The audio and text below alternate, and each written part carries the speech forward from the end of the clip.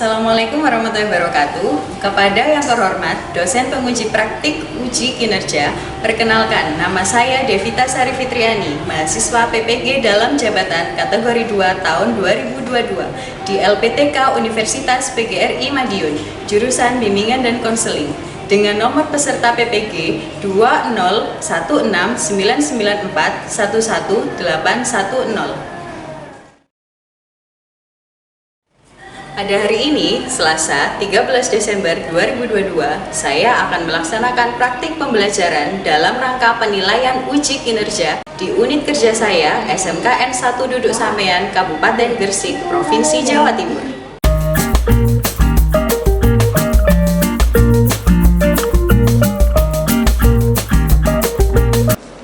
Assalamualaikum. Waalaikumsalam. Silakan duduk, Mas Riko. Iya, Mas Riko ya? Iya, benar, Bu. Gimana nih kabarnya? Alhamdulillah, Bu. Sehat ya? Ya. Alhamdulillah. Sampai sehat, orang tua sehat? Alhamdulillah, Bu, sehat. Sehat juga. Ayah ibu sehat ya? Sehat. Alhamdulillah. Kesibukannya apa nih sekarang? Kedua sekolah. Sekolah. Terus apa lagi selain sekolah? Nah, Ekstra apa? sekolah voli. Bola voli. Oh, suka voli ya? Iya. Selain ekstra bola voli, apa lagi kesibukannya? Main ke rumah teman, terus itu ngopi. Ngopi. Iya. Alasan saya tadi mengundang Mas Riko ke sini Oke. karena saya lihat di absensi kelas yang ada di kelasnya Mas Riko, Oke. saya lihat kok ada beberapa kali nih Mas Riko meninggalkan kelas satu jam pelajaran ya. Iya. Terus juga ada beberapa hari Mas Riko tidak masuk, benar ya? Iya, benar, Bu. Jadi karena saya lihat Mas Riko beberapa kali meninggalkan kelas, terus ada juga yang tidak masuk. Nah, saya minta datang ke sini untuk melakukan proses konseling. Sebelumnya pernah melakukan konseling? Belum pernah? Oke, saya jelaskan terlebih dahulu ya. Konseling adalah proses layanan atau proses pemberian bantuan yang dilakukan oleh saya sebagai konselor dan Mas Riko sebagai konseli. Nah, nanti kita sama-sama menggali permasalahan yang dialami oleh Mas Riko ini apa. Nah, kemudian yang menyebabkan permasalahan itu apa. Nah, nanti kalau kita sudah tahu penyebabnya, nanti kita sama-sama mencari solusi. Nah, tujuannya selain mencari solusi, ya tujuannya diharapkan nanti Mas Riko bisa secara mandiri ya melakukan keputusan atau membuat keputusan dari setiap masalah yang dihadapi oleh Mas Riko. Ya, jadi kedepannya diharapkan bisa lebih mandiri ketika menghadapi permasalahan. Nah, kalau sudah mandiri ketika menghadapi permasalahan, harapannya nanti Mas Riko bisa berkembang secara optimal. Ya, jadi siswa yang tidak bermasalah lagi, siswa yang bisa berprestasi. Tadi datang ke sini dengan sukarela ya, meskipun saya panggil ya. Tidak ada unsur keterpaksaan. Nggak ada ya. Nah, karena di proses konseling itu ada beberapa asas yang harus kita ikuti. Yang pertama adalah asas kesukarelaan. Alhamdulillah tadi Mas Riko datang dengan sukarela, tidak ada keterpaksaan. Nggak ada. Nah, selain kesukarelaan ada juga yang namanya asas keterbukaan. Nah, jadi diharapkan nanti Mas Riko duduk di sini bisa menceritakan permasalahan yang sebenarnya itu seperti apa. Ya, secara jujur, secara terbuka. Misalkan tidak terbuka, nanti kan permasalahannya tidak bisa terselesaikan ya. Makanya Mas Riko harus terbuka, harus jujur supaya kita benar-benar tahu permasalahan yang sesungguhnya itu apa ya, supaya kita bisa mencari solusi bersama. Nah, selain keterbukaan, karena Mas Riko sudah terbuka ya, jangan khawatir nanti permasalahannya tidak akan saya sampaikan ke luar, karena selain asas kesukarelaan, keterbukaan, ada juga yang namanya asas kerahasiaan. Nah, jadi apapun yang disampaikan oleh Mas Riko di sini tidak akan saya sampaikan keluar, ya karena saya menjaga yang namanya asas kerahasiaan. Nah, itu tadi sedikit asas tentang konseling. yang sudah saya sampaikan tadi tentang proses konseling, kira-kira Mas Riko keberatan nggak untuk mengikuti proses konseling dari kegiatan awal sampai kegiatan terakhir? Enggak ya? Enggak keberatan ya? Siap untuk mengikuti kegiatan selanjutnya? Siap. Siap? Oke.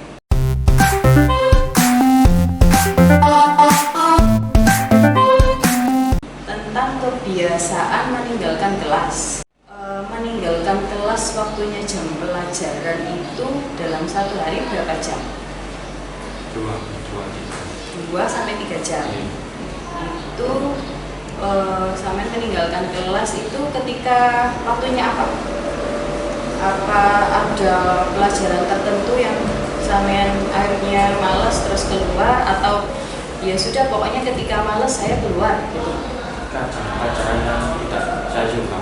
Yang tidak disukai? Pelajaran apa? Agama. MTK. Jadi ketika waktunya agama dan MTK, Mas Riko lebih memilih untuk keluar meninggalkan kelas. Kalau yang membolos kan ada tuh ya beberapa hari, 1 atau 2 hari Mas Riko tidak masuk ya, atau membolos. Nah itu biasanya dilakukan dalam 1 minggu. Kira-kira biasanya berapa hari Mas Riko membolos? Ada 2 hari. 1 minggu kan ini ada 5 hari ya untuk hari efektif sekolahnya. Biasanya 2 hari. Kadang 2, kadang 1. Intensitasnya ya. Kemudian untuk tempatnya, ketika meninggalkan kelas itu biasanya Mas Riko kemana? Kan waktunya jam pelajaran, Mas Riko keluar, itu kemana biasanya? Di masjid dan kantin. Di masjid Ya, atau di kantin? Di masjid atau di kantin ya? Meninggalkan kelas. Kemudian kalau membolos, di mana biasanya? Di rumah teman dan di warung. Di rumah teman atau di warung teman? Iya. Bolos itu Mas Riko sendiri atau ada temannya? Sendiri ada temannya. Seringnya di mana? Ada temannya, tapi beda sekolah gitu. Beda sekolah. Jadi nanti janjian. Iya, janjian. Janjiannya lewat WA. Yang ngajak Mas Riko atau temannya? Kadang saya dan kadang teman saya. Ganti-ganti ya. Jadi nggak mesti siapa yang ngajak. Tapi seringnya berdua. Siap. Nah, di sini saya ingin memperkenalkan satu istilah. Mungkin istilahnya ini sama dengan yang dilakukan oleh Mas Riko ya. Istilahnya adalah school refusal. Pernah dengar? Belum pernah. Oke, saya jelaskan. School refusal adalah ketidakhadiran seorang siswa ketika berada di kelas. Nah, termasuk meninggalkan kelas atau membolos ya, karena kan ketika meninggalkan kelas dan membolos, siswa tidak hadir di kelas. Nah, bisa dikatakan school refusal. Itu kalau penjelasan dari saya. Nah, sekarang ganti, kalau menurut Mas Riko ini termasuk melakukan school refusal apa enggak? Melakukan ya. Melakukan. Yang membuat Mas Riko yakin, oh iya saya ini melakukan perilaku school refusal apa? Meninggalkan jam pelajaran ya, Mas Riko melakukan itu ya.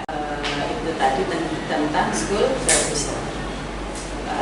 Kalau menurut Mas Riko sendiri, perilaku school refusal ini kan termasuk perilaku yang benar atau perilaku yang salah? Salah ya? Menurut Mas Riko salah? Mas Riko kan tahu perilaku school refusal ini perilaku yang salah, tapi tetap dilakukan, ya benar ya? Nah itu pastikan ada peristiwa yang mengawali atau penyebab. Kira-kira apa Mas Riko yang menyebabkan Mas Riko meninggalkan kelas atau membolos?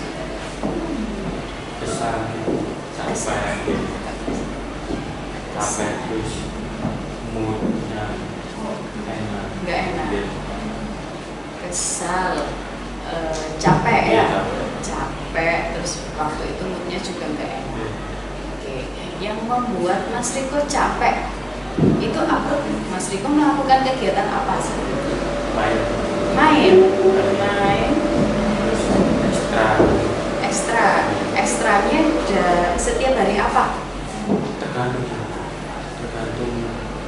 urut itu Pelatihnya, Ya. tergantung pelatihnya. ya Biasanya hari apa? Selasa. Ah, Itu dilakukan di jam berapa? Sepulang sekolah atau kalau sekolah sepulang sekolah? Pulang sekolah kan jam 3. 3 sampai jam 6 atau jam 9. Jam 3 sampai jam 6. Iya. Berarti sekitar 3 jam ya, Ya. 3,5 jam. Itu yang membuat Mas Riko capek. Nah, setelah pulang kegiatan ekstra, apa yang dilakukan? Itu karena menjadi tugas kalau Menjadi tugas. banyak itu main kalau Main. susah Mainnya kemana? Main baru ke warung. Jadi itu kalau ada kegiatan ekstra ya, jadi setelah ekstra langsung ke warung atau mengerjakan tugas. mengerjakan tugas kalau ada. Kalau ada, kalau nggak ada main. Iya. Sampai jam berapa? Itu Setengah 10 sampai jam 11. Mas Riko, selain itu ada nggak yang menyebabkan Mas Riko? Tadi kan penyebabnya capek ya, karena banyak kegiatan. Terus apa lagi? perjalanan Perjalanan. Rumahnya di mana? di Benjeng. Berapa jam dari Benjeng ke sini? itu apa urut saja cepat atau kurang dia tergantung Tergantung apa? kecepatan ya Kecepatan atau tergantung ketika macet. Pernah macet nggak di sini? nggak ada. Nggak ada. Oh, tergantung Mas Riko mau cepat atau enggak. Iya. Kalau cepat biasanya paling cepat berapa jam? 15 menit 15 menit dari Benjeng ke sini. Lumayan ya padahal ya. Iya. Itu ngebut sekali ya. Iya. Kemudian kalau paling lama biasanya berapa jam? Setengah jam. Jadi itu yang membuat Mas Riko capek ya, selain ikut ekstra juga perjalanan. Selain itu ada lagi nggak yang menyebabkan? Nggak ada. Oke, itu berarti apa ya? Yang menyebabkan itu adalah dari kegiatannya Mas Riko yang padat atau orang terdekat. Ada nggak yang mendukung atau yang ngajak Mas Riko untuk ini membolos, melakukan perilaku school refusal? Ada. Siapa? sekolah Teman yang tadi yang ngajak itu ya? kadang ya cuma satu sekolah Teman satu sekolah juga ada yang ngajak. Satu kelas berarti ya? Iya, satu. Atau beda kelas? satu kelas Satu kelas. Dari keluarga, kira-kira keluarga ada nggak yang membuat Mas Riko akhirnya membolos?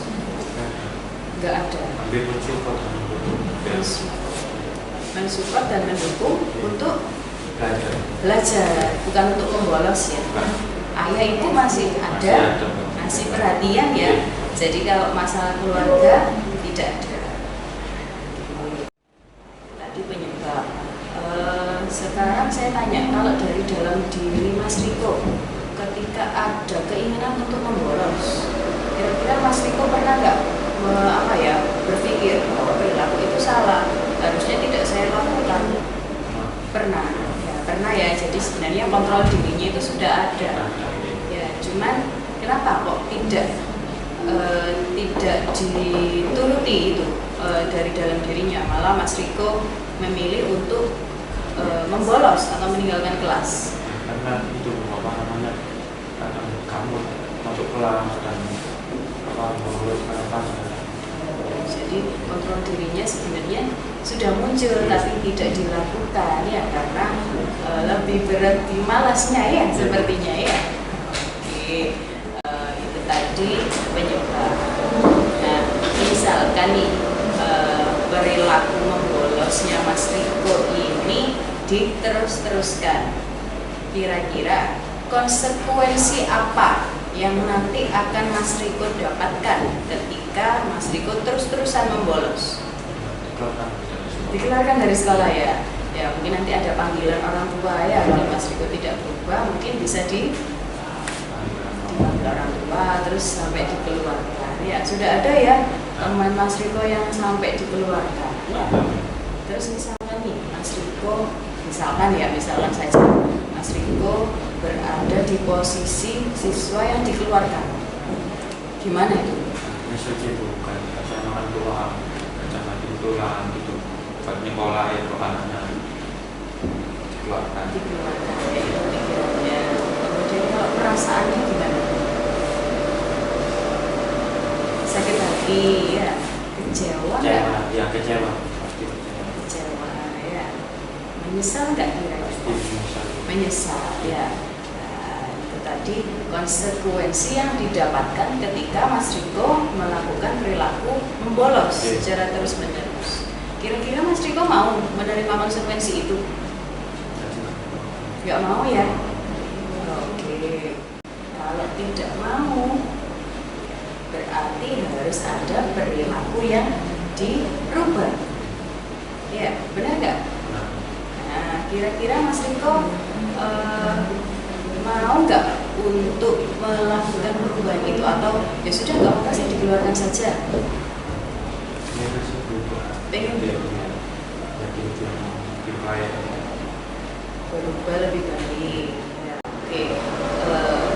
Peristiwa yang mengawali tadi kan banyak ya, termasuk rumahnya jauh, terus banyak kegiatan, kemudian akhirnya perilaku yang dilakukan Mas Riko adalah perilaku membolos atau perilaku school refuser. Nah, konsekuensinya adalah bisa dikeluarkan dari sekolah. Nah, misalkan Mas Riko tidak mau menerima konsekuensi yang dikeluarkan, berarti perubahan perilaku apa nih yang harusnya Mas Riko lakukan? Masuk terus ke kelas dan kampus lagi. Masuk setiap hari ya, tidak bolos lagi. Itu perubahan perilaku yang diinginkan oleh Mas Riko. Ya, misalkan perubahan perilaku itu dilaksanakan dengan sungguh-sungguh, konsekuensi apa? Konsekuensi positif apa yang nantinya didapatkan? Menjadi lebih baik kepada diri kita sendiri. Bermanfaat ya untuk diri kita sendiri. Mas Riko jadi gimana nih kalau masuk terus? Bisa menambah ilmu gitu Bu, dan bisa buat masa depan. Bisa menambah ilmu ya. Jadi yang awalnya sering nggak masuk kan, ilmunya kan jadi setengah-setengah dapatnya ya, karena sering tidak ada, sering nggak masuk. Nah, ketika Mas Riko masuk terus, ilmunya jadi bertambah ya, karena setiap hari terus mendapatkan ilmu baru. Untuk masa depannya Mas Riko gimana? Kalau yang konsekuensi positifnya gimana untuk masa depan? Dan menjadi lebih baik. Masa depannya jadi lebih baik ya. Mas Riko cita-citanya mau jadi apa? TNI. Nah, kalau mau jadi TNI berarti ya harus ada perubahan perilaku ya, perilaku. Nah, di sini saya memiliki keterampilan namanya manajemen waktu. Ya, tadi kan Mas Riko menyampaikan biasanya ikut ekstrakurikuler ya, ekstrakurikulernya dari pulang sekolah sampai jam 6, kemudian jam 6 biasanya lanjut untuk bermain atau ke warung kopi. Nah, itu yang menyebabkan Mas Riko capek, belum lagi nanti perjalanan. Nah, kalau saya bisa merangkum dari permasalahannya Mas Riko, sepertinya Mas Riko belum memiliki manajemen waktu ya. Nah, sebelum saya membahas tentang manajemen waktu, kita bahas dulu tentang waktu. Kalau saya bahas tentang waktu, biasanya ada 3 hal ya yang sering dikaitkan dengan waktu. Yang pertama, waktu tidak dapat diulang ya. Jadi waktu saat ini Mas Riko tidak bisa kembali ke waktu yang lalu ya. Misalkan hari ini Mas Riko membolos, kemudian besok Mas Riko ingin mengembalikan waktu, ingin mengulangi waktu supaya Mas Riko tidak membolos. Itu tidak bisa ya, karena waktu tidak bisa diulang ya, diubah ya. Kemudian prinsip waktu yang selanjutnya adalah waktu tidak pernah berhenti ya. Meskipun Mas Riko tidur, tapi waktunya tetap berjalan ya. Jadi ketika Mas Riko tidak bisa memanfaatkan waktu akan sangat berdampak kurang baik untuk Mas Riko ya, karena waktu terus berjalan meskipun Mas Riko hidup ya. Kemudian waktu setiap orang itu kira-kira berbeda atau sama?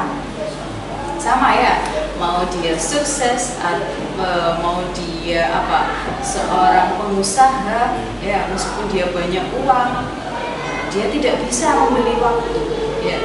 Jadi waktu itu sangat berharga, karena misalkan punya uang, waktunya kan sama 24 jam ya, dia pengennya waktunya lebih dari 24 jam, jadi 36 jam misalkan, bisa nggak kira-kira meskipun dia punya? Nggak bisa ya. Itulah pentingnya waktu ya. Jadi kita harus pintar-pintar dalam mengelola waktu, karena waktu terus berjalan, waktu tidak bisa diulang, dan waktu tidak bisa dibeli ya. Itu tentang waktu. Nah, sekarang kita ke manajemen waktu, tentang pengelolaan waktu. Nah, di manajemen waktu adalah bagaimana cara kita dalam mengelola kegiatan ya, mengelola waktu supaya kegiatan kita bisa terlaksanakan dengan baik, dengan tuntas ya. Nah, di dalam manajemen waktu bukan hanya kita terus-terusan belajar Mas Riko ya. Mungkin kalau bahas manajemen waktu malas, karena yang ditulis adalah hal yang belajar ya, tentang belajar.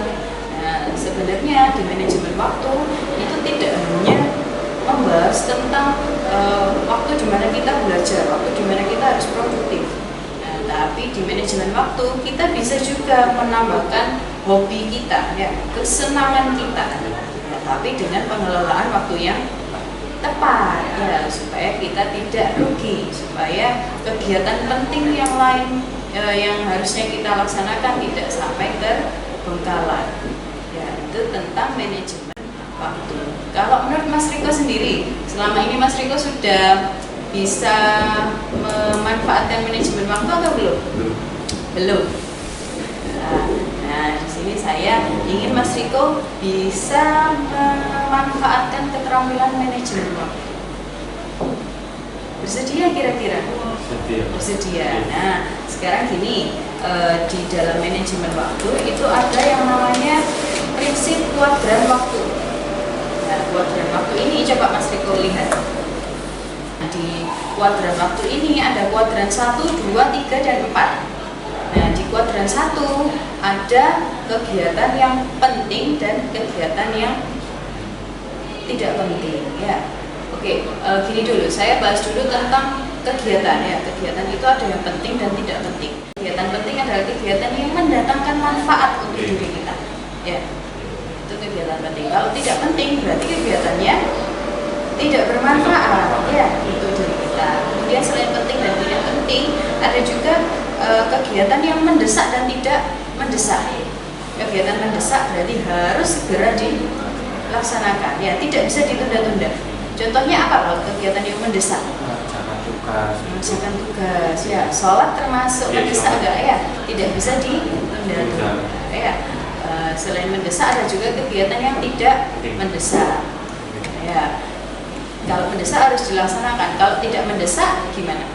Tunda. Nah, itu tadi ada 4 prinsip kegiatannya. Sekarang kita masukkan ke kuadran waktu. Di kuadran 1 ada apa itu? Kegiatan yang penting dan mendesak. Nah, coba kira-kira menurut Mas Riko, kegiatan yang penting dan mendesak itu apa saja? Coba dituliskan di sini. Mengaji. Terus apa lagi? Penting dan harus segera dilakukan.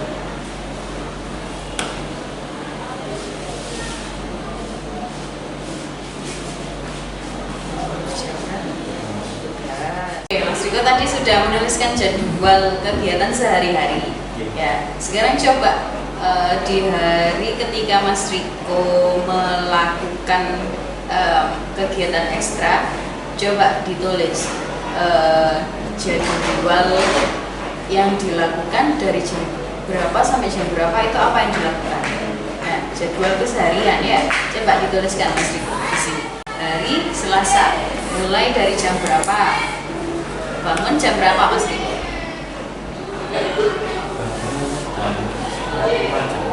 Nah, setengah 5.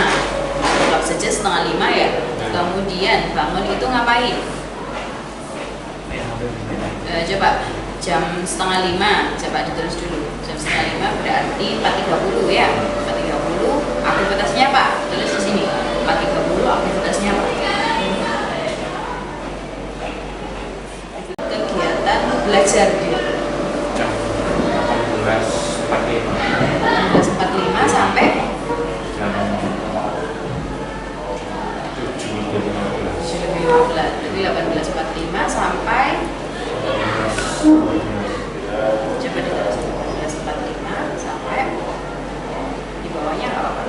Sampai 19.15. Itu waktu untuk Mas Riko belajar ya, meskipun tidak ada tugas perlu untuk diselingkan ya. Kemudian 19.15 apa aktivitasnya? Main HP. Main HP.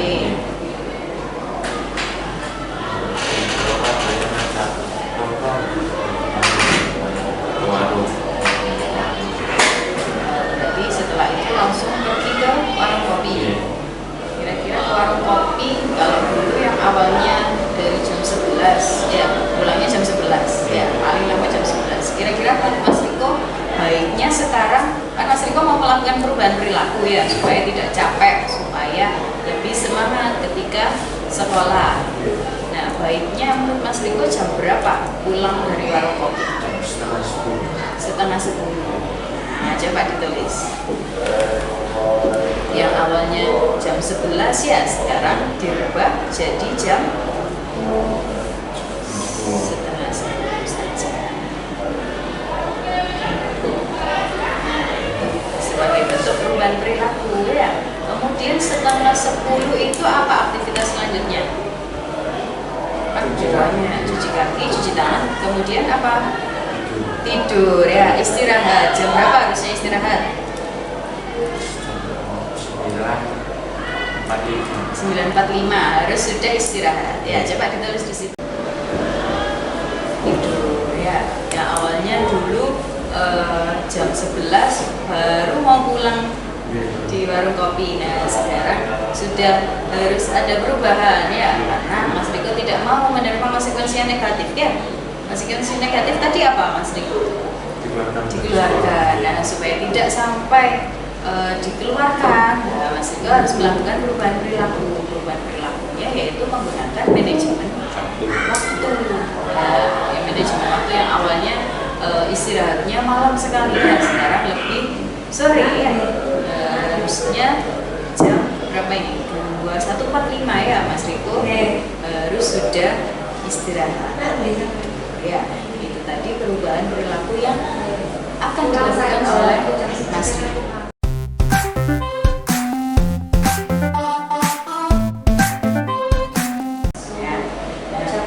Kira-kira Mas Riko bersedia nggak melakukan perubahan perilaku itu? Bersedia ya. Oke. Harapan saya Mas Riko juga bisa ya melakukan perubahan supaya Mas Riko tidak sampai mengalami konsekuensi yang negatif ya, supaya Mas Riko bisa menerima konsekuensi yang positif. Ya, bisa ya? Bisa. Oke. Menurut Mas Riko kira-kira ada yang perlu ditanyakan atau dibahas lagi? Kalau memang sudah menurut Mas Riko sudah jelas, mungkin bisa diakhiri ya sesi konseling kita kali ini ya. Misalkan nih sekarang ini kan Mas Riko sudah tidak ada permasalahan lagi ya, sudah jelas, sudah harus melakukan perubahan perilaku. Misalkan ke depan Mas Riko memiliki permasalahan lagi, nah, Mas Riko bisa datang ke BK ya untuk melakukan proses konseling lagi dengan saya, kegiatan konseling lagi dengan saya, bisa secara individu maupun kelompok. Mas Riko juga sudah paham, sudah bersedia melakukan perubahan perilaku, maka sesi konseling kita kali ini bisa diakhiri ya. Oke, sebelum mengakhiri proses konseling, supaya Mas Riko diberikan kekuatan untuk melakukan perubahan perilaku, kita akhiri sesi konseling konseling ini dengan berdoa ya. Berdoa menurut agama dan keyakinan masing-masing. Berdoa dimulai.